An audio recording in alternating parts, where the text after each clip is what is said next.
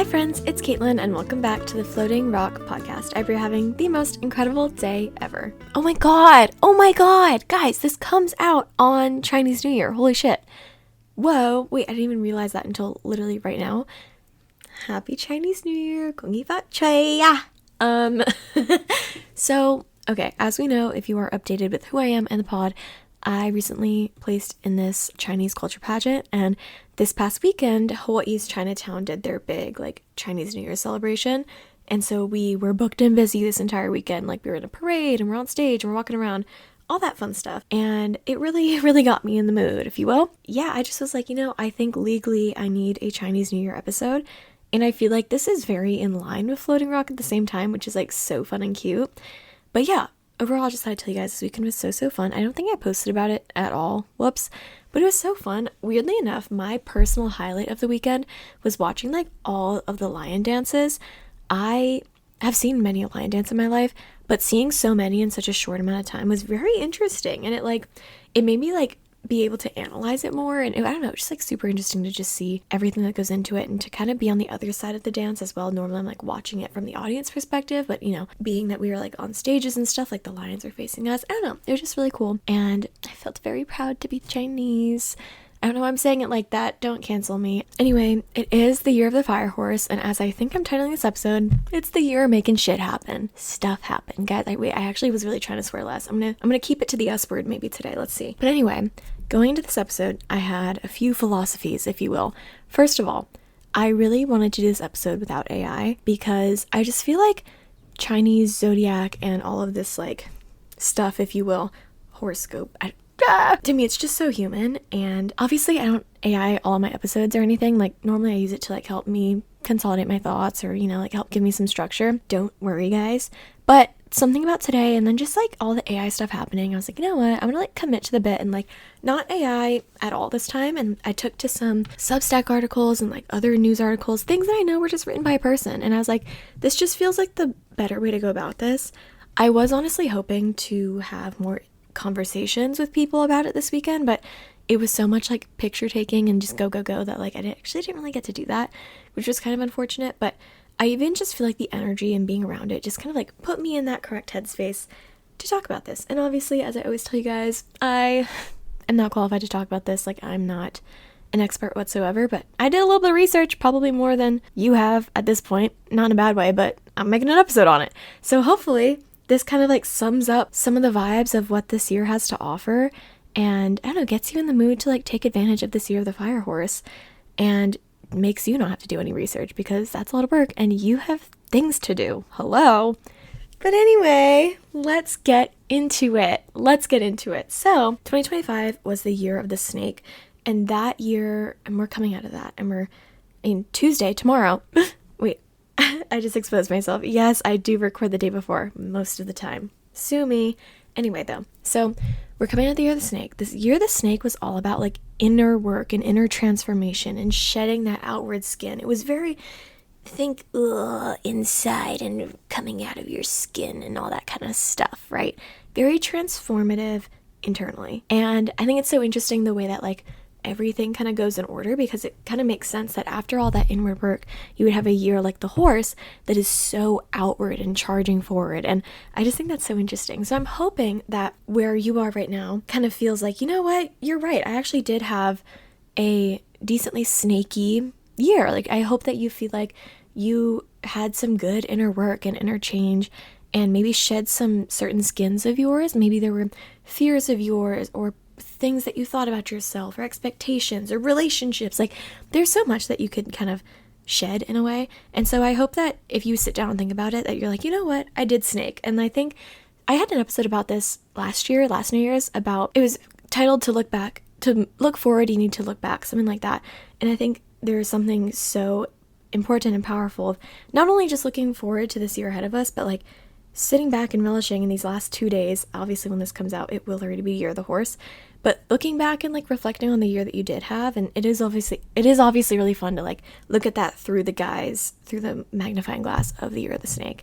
So yeah, hopefully you feel that way. I mean, I literally graduated college, and shedding a skin, if you will, a hat in the air. So basically, everyone's saying it's not just Year of the Horse this year, right? Everyone's hearing the words fire horse. And at first I was like, what do you mean? What do you mean? Like, why is it Year of the Snake and then all of a sudden Year of the Fire Horse? So basically, to my knowledge, and if you know more about this, shh. But in my head, this is a great way to visualize it. So most of the time when you see like the horoscope kind of thing, it's in a circle, right?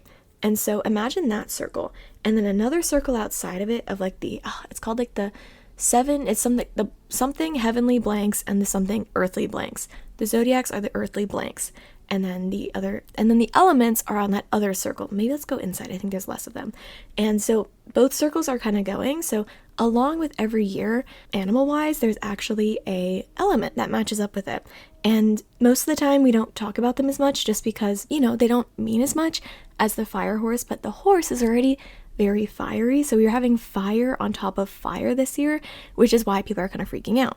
Additionally, it's a 60-year cycle, this whole elemental thing. And so the last time that we had a Year of the Fire Horse was 1966, which was apparently, because I don't know, looked it up, I wasn't there, was apparently a very, very big year for the entire world when it comes to fire and change. And okay, not physical fire, but lots of big change and stuff like that. And so that's been interesting to even think about, honestly, when it comes to like the state of the world. And I think that you could look at it in a bad way and be like, oh God, some of those certain people don't need any more fire under their asses. However, I think you can find hope in it too and think that, okay, well, that was like a really big year for women's rights. And, I think that I'm going to call us the little people. I think that us, the little people, can actually have a lot of good energy and good fire on our side too this year, and hopefully make a lot of good change for the world as well. But basically, yeah, the Year of the Horse is basically just a really big time for movement and change and passion and transformation. And traits of the horse in general, especially people who are born in the Year of the Horse, allegedly, these people are movement, strength, speed, sensitivity, good instincts, and enthusiasm. And obviously whatever year we're in, you can lean into it, even if you're not born in that year. It's kind of like the energy that the year brings in. So the whole big deal with this fire horse, right? Kind of like I said, that whole 60-year cycle.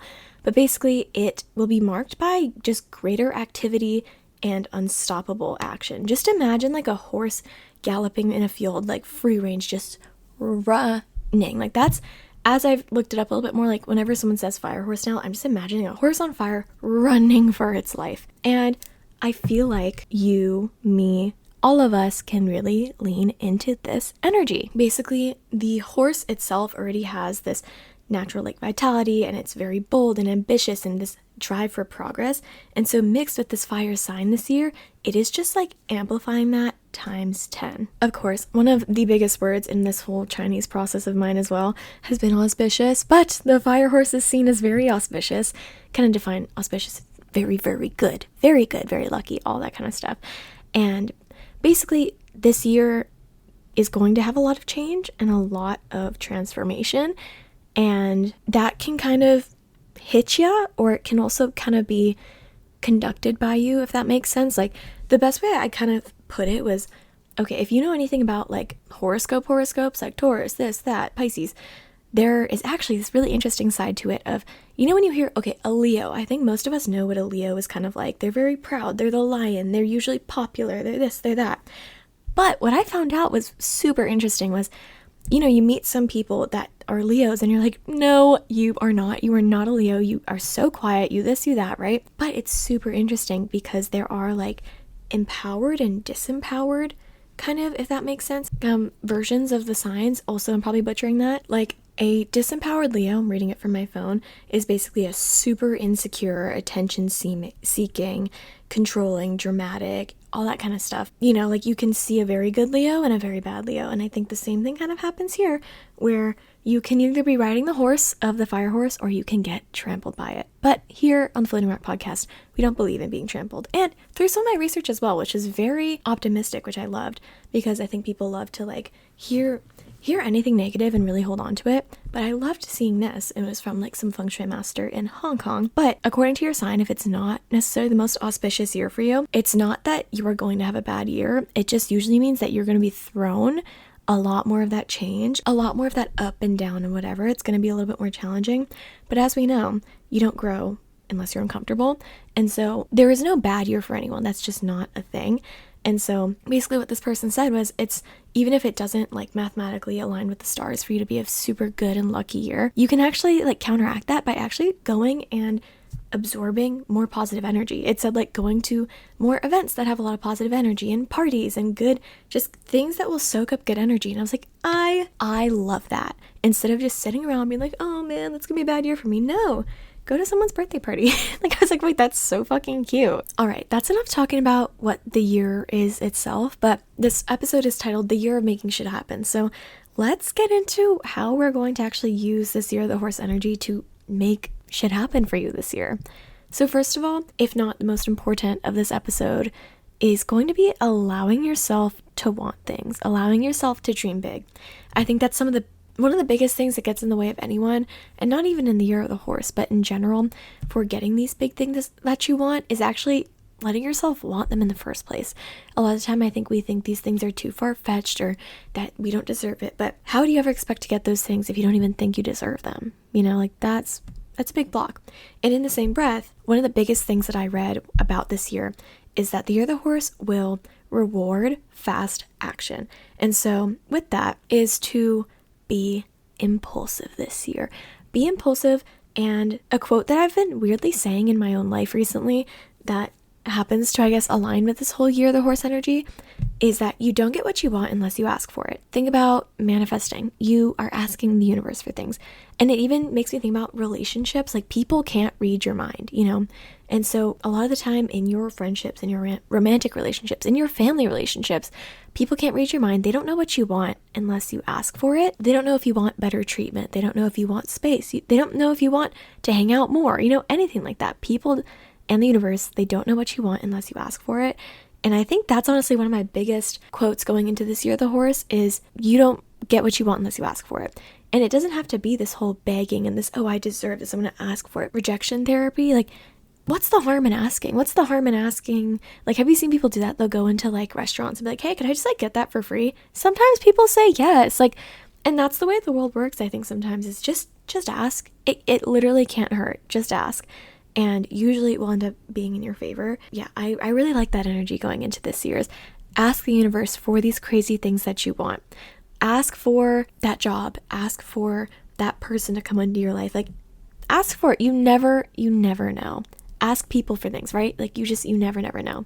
And in that very same breath as well, like, trust your body's impulses this year.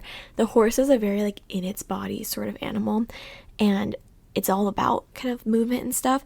And so if you're getting the impulse to take that trip, send that text, cut your hair, anything like that, do it. If there's a year to trust your impulses and to be impulsive in general, it will be rewarded. Obviously, don't go doing anything mentally insane, but if it's for forward propulsion, and sometimes even it will feel a little bit mentally insane, like the cutting the hair, like, do it. Like, you will usually be rewarded this year for trusting your instincts and being a little bit more impulsive. A weird one for me that is manifesting in this is the whole like trusting your impulses and like working fast.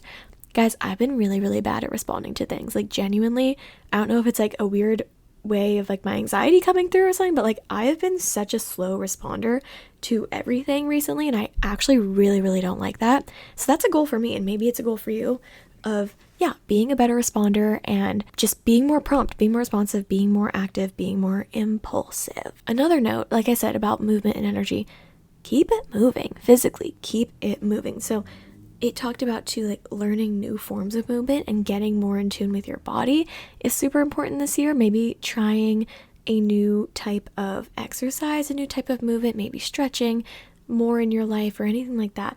That will be very much rewarded this year. And just exercising a lot. Like, if you're going to have your 75 hard, your lock-in era, like the Year of the Horse is a great time to like be training like an athlete. Like, it's a great time to be in physical movement as well. Same with traveling. It's a great time to, like I said, be in physical movement, and that kind of energy will also be rewarded. On that note too of like, you know, using energy and expressing, and movement also is using your voice and sweating and just anything like that just involves like moving. The biggest thing this year is just to not get stuck, because you will get trampled. Another thing is to burn what you're holding on to. This is a fire year. take advantage of that energy and burn those things that are no longer meant for you. Burn those things, those bad habits, those things that you're holding on to, maybe those people, maybe that job that you kind of hate, like anything that you feel like you're holding on to derogatorily. Burn it yourself, or the year will burn it for you, and that's never fun. It's the same thing as like being pushed into a pool. Jump in or you will be pushed, and you could hit your head on the way down. So it's best to do that work on your own and be ready and throw that shit in the fire. Ooh, another fun thing, feminine energy is on the rise this year.